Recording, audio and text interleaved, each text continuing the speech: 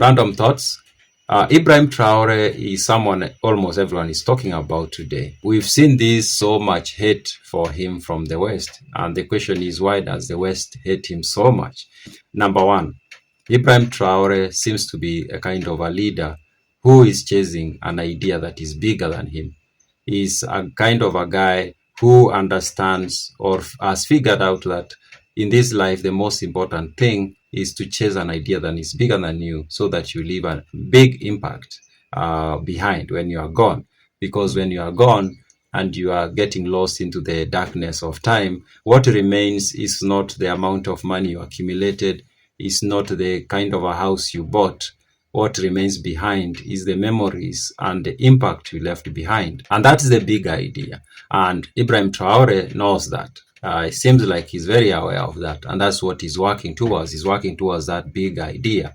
The West doesn't like people like that. It doesn't like people like that because such people are very difficult to manipulate, because those people don't have the motivation to receive kickbacks or to be bribed in some other ways. So it's so difficult for you to manipulate them or to have them do things the way you want. And so that's one of the reasons why they hate this guy so much.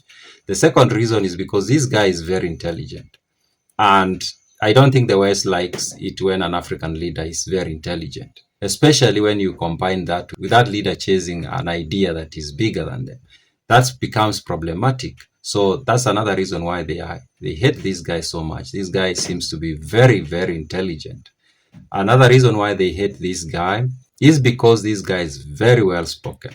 And in politics, in diplomacy, being able to express your ideas with a lot of clarity, simplicity, and a lot of impact is very powerful. And this guy seems to have that, and they don't like that. And in fact, it's the same reason, or is one of the reasons why they hate Thomas Sankara. Thomas Sankara was so well spoken, and he spoke several languages, of course, English and French. And English and French, if you can speak English and French very fluently in this world, then you can do a lot of persuasion. And that's something that the West does not like in these two gentlemen.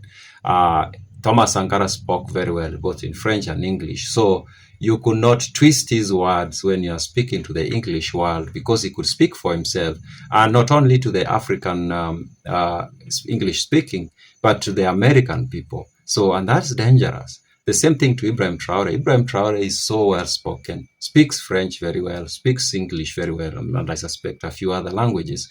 Now, Ibrahim Traoré can bypass the American translators and speaks to the ordinary person on the street about what is being said about him, and that's what he's doing. And I don't think they are going to like that. That's not good for them, because it becomes so difficult to character assassinate this guy. So that's another reason they don't like this guy.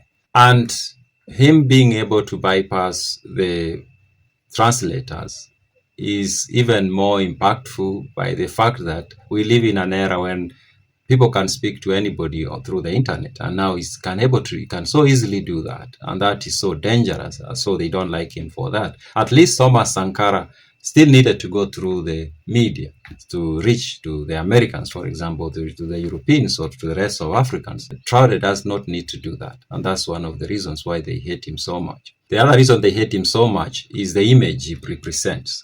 This is a guy who represents the macho African power.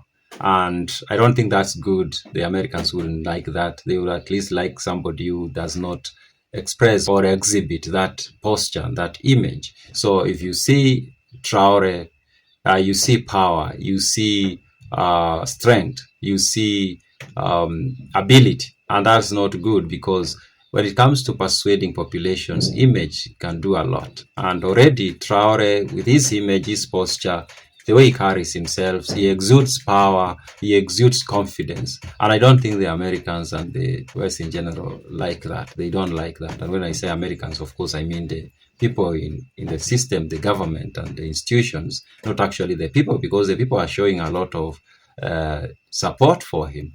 So, yeah, so those are some of the reasons why the West is hating, or the West hates Traoré so much. Those are my random thoughts.